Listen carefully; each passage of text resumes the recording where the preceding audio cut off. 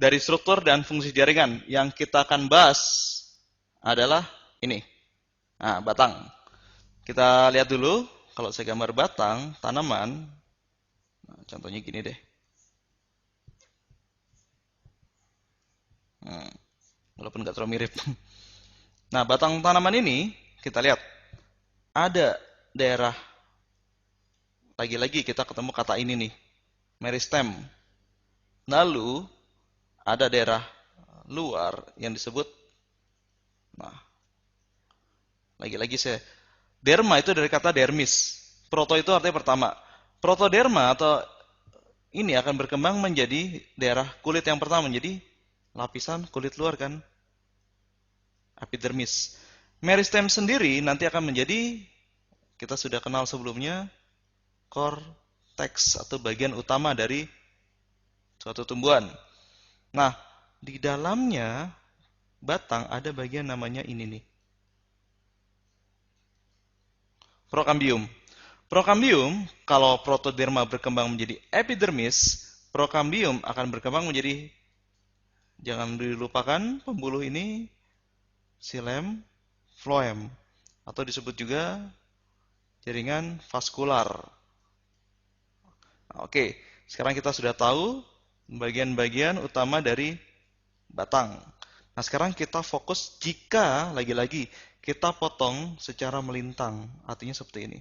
Nah, ya kita potong secara melintang, apa yang terjadi? Sekarang kita coba bandingkan antara batang monokotil dan batang dikotil.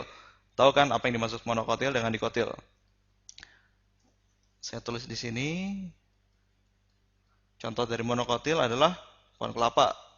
Contoh dari dikotil adalah pohon mangga. Sekarang kalau saya gambar, nah, penampang melintang dari batangnya, saya gambar secara sketsa saja di sini, seperti ini. Nah, sedangkan dikotil itu agak seperti lebih teratur, seperti ini. Sekarang kita lihat bagian-bagiannya. Bagian luar, dua-duanya sama-sama punya bagian luar. Epi kan? Dermis. Sekarang, bagian tengah-tengahnya, ini yang mayoritas pada tumbuhan, sebut korteks.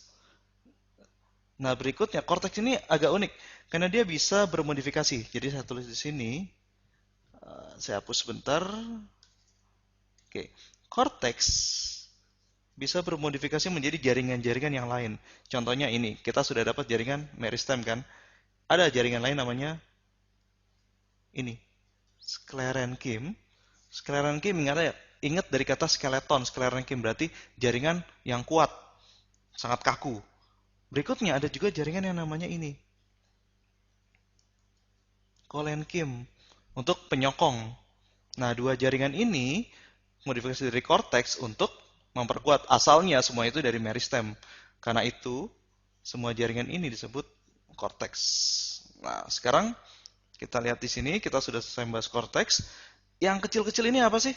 Yang kecil-kecil ini, kalau saya lihat, ini adalah bagian dari pembuluh. Jadi kalau pada dikotil itu lebih teratur berkas pembuluhnya, kalau pada monokotil itu lebih tidak teratur atau tersebar. Sering juga pembuluh ini disebut pada dikotil itu adalah semuanya ini nih disebut stele atau berkas pembuluh. Nah, sekarang kita lihat di sini ada yang unik pada monokotil dan dikotil. Ada semacam garis pada dikotil dan pada monokotil itu tidak ada. Bagian ini yang spesial pada dikotil disebut kambium. Kita sudah belajar tentang pertumbuhan memanjang ke atas dan pertumbuhan ke samping. Jadi kalau ada tanaman, ini dia akan tumbuh. Satu, memanjang ke atas atau ke bawah, disebut juga pertumbuhan primer oleh si meristem. Dengan pertumbuhan ke samping atau disebut juga pertumbuhan sekunder disebut kambium. Maka dari itu, tumbuhan-tumbuhan di kotil itu biasanya batangnya itu diameternya besar kan? Coba lihat pohon beringin. Besar kan? Kalau yang pernah lihat ke daerah film-film di Amerika Utara, ada pohon namanya sequoia. Itu sampai 10 orang merentangkan tangan itu nggak nyampe itu. Karena pertumbuhan ke samping adanya kambium. Sedangkan pada monokotil, karena tidak adanya atau sedikitnya kambium, kita bandingkan ya, ini tumbuhan monokotil. Pohon kelapa di mana-mana itu diameternya maksimal ya segitu-gitu aja. Sedangkan pada dikotil dia bisa tumbuh ke samping. Oke, jadi saya ulang lagi.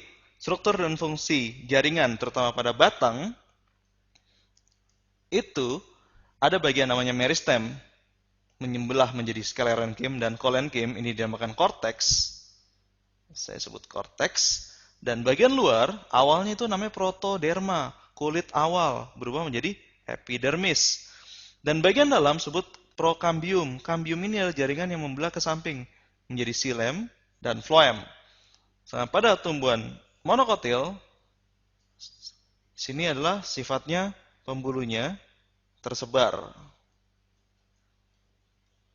Ini kalau saya perbesar itu bentuknya seperti ini nih. Nah, bagian dalam adalah bagian xilem, luar adalah phloem. Nah, ini juga nih, kalau saya perbesar seperti ini, nah, bagian luar itu adalah phloem, bagian dalam adalah xilem. Di tengah-tengahnya ini adalah si kambiumnya ini. Lanjut ke bahasannya. Dikotil itu mempunyai kambium karena itu bisa membelah ke samping. Sedangkan monokotil sedikit atau tidak punya sama sekali. Jadi dia pertumbuhannya hanya ke atas dan ke bawah. Oke, sampai sini jelas tentang bagian batang.